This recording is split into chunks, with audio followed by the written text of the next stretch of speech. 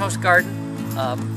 I moved here with my family when I was 8 in 1956, and had a different life for 20 years after we went to university and worked as a silviculturist, worked in the forest industry, and needed a new challenge and moved back to my family farm and bought it from my dad's estate.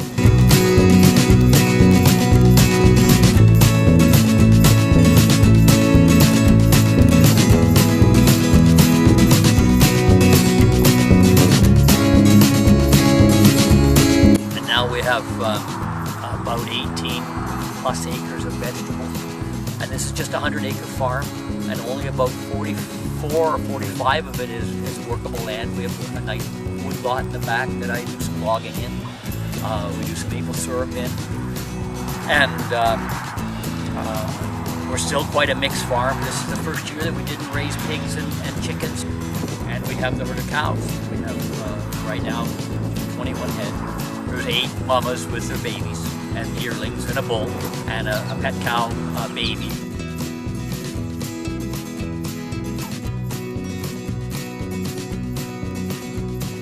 And I sell my vegetables every week at the village market in Thornhill, and when beef is available, it comes there about every month and a half, and that's where I would sell my every product that we produce on this farm. And now there's myself, my wife, 2 young children, and 2 older ones. The 2 older boys now work here, as does Rowan's partner Amanda. She's the production manager in the garden. And I'm a biodynamic farm, which means that it's absolutely essential to have a herbivore here. And there's something about a herbivore on our land that makes my farm healthy. And it's not just the manure. There's some interrelation between a herbivore walking the land, eating the grass, and in the rotation of healthy vegetables. It's just like the buffalo on the prairies. The prairies did well for tens of thousands of years with the buffalo grazing the hell out of it, coming back when the grass recovered. My farm is healthy, and I think a very important contributing factor to that health is the presence of a grazing herbivore.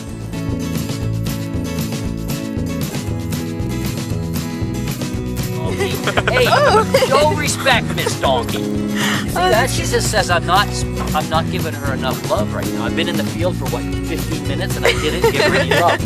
So, did you see her bump me? That's what it was. She just needed some love. She says, "Who are you talking to, and why am I not getting any love?" This is Buckwheat, and he's our guard donkey. Now you see this is Baby coming. Baby, you need some love too, baby. But I watched a man that worked with my dad, his hired man, who was over 90, caring for our young calves with such love. And I was thinking about that about a month ago, maybe it was 6 weeks ago. I was out actually right here in this paddock helping a little baby up who was just born, and trying to get it to nurse, and just caring for it like you would. And I was doing it with such love, you know, and talking to it and cleaning the scuzz off its face, and trying to get it on its mama, who was a maiden and didn't know exactly what was all the fuss was about. And it's very important that they get their first milk. They've got to get on mama. As soon as they get that first milk, I know they're going to live. If they don't get that first milk, they're going to die. And anyways, I'm talking to it and I'm working with it, and I'm getting it on mama, and you know what, I'm pretty happy when that happens, and I'm talking away to it. And it was funny how I talked about Wilfred Fletcher, this old man, and how he was so careful with his animals. And then I said, "Oh, it's too bad I'm going to knock you on the head and cut you into pieces and eat you." And I thought, how hypocritical of me to give something so much love, and the end thing is so different from that love. And there's nothing wrong with raising something with good character and taking really good care of it and raising it with love. But it just seemed a little odd that in the end of it, I can turn off my mind, and I never liked that part. As a farmer, you can kind of just turn it off, because you're a farm. You've got to have the money coming in to pay the bills. Farming is anything but a cheap expense. It's a very expensive existence here. My land tax bill is over $8,000. My hydro bill last month was $1,100. And every time a big bill comes in, somebody has to die.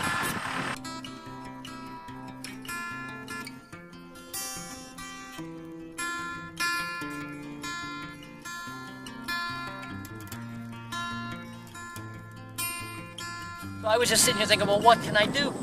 And I thought, well, I've got this sweet little girl that worked for me for years, and she's been a very gentle influence. She's a vegan, and she's never been hard on me. She just kind of very gently gives me information. So anyways, I just thought, well, I wonder if there's a way. And I thought, well, I'm going to just present this to Edith and see if she has some ideas and if there's ways that we can actually keep the cattle here on the farm and just eliminate the breeding of them, and they could just live out their days.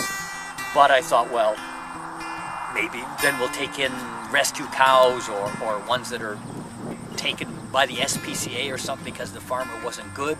I didn't know.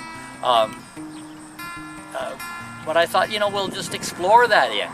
And my family isn't eating a lot of beef now, and it was an odd thing. My young son, who's now 7, when he was about 4, he just asked what the meat was on his plate. And he said, Dad, what kind of meat is it? I said, well, beef. He said, well, is beef cows? I said, yeah. He said, our cows? And I said, yeah. He said, I can't eat our cows. And so what's happened is he just will not eat it. And so Annie, my wife, has had to always make 2 different kinds of meals. And so what we've done is we've just haven't eaten beef now. Now they don't like their heads petted. No? No, when you pet her horns, you're saying, come on, let's fight. They don't mind their shoulders petted, but their face and horns is a challenge. So anyways, it was neat this morning because I was sitting in my office just after light and I could see Baby running up the laneway at a little bit of a trot. And behind her was Buckwheat the donkey. And she was coming here to get the apples that had fallen in the night before the rest of the herd. So she's maybe the smartest of my herd. Or maybe she's just a little more flight on her feet. I'm a bit of a softie. Yeah. They have to become a charitable organization. Oh, Baby, that's hard on the camera. You know, they have to be a registered charity so they can get someone to donate. You see, maybe a camera stand would be good for something. She wants to be a photographer. Oh, yum, yeah.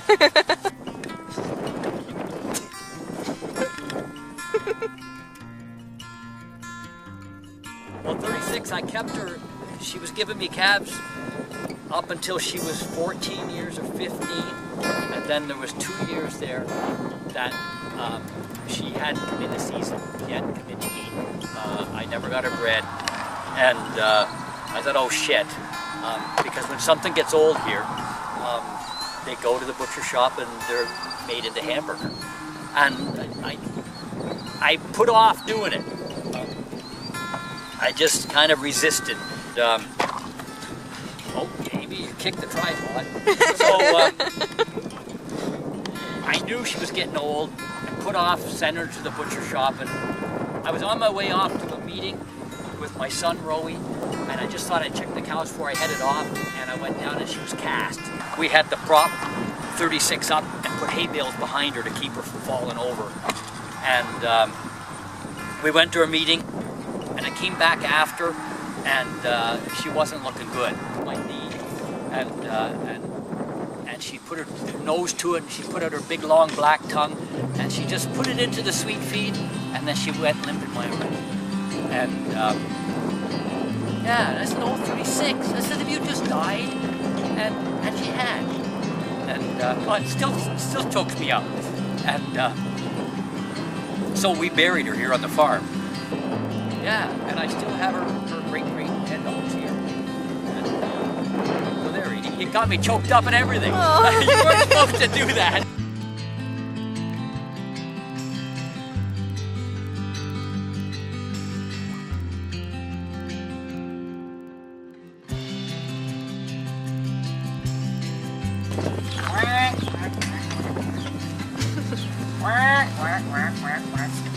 Hey, dog.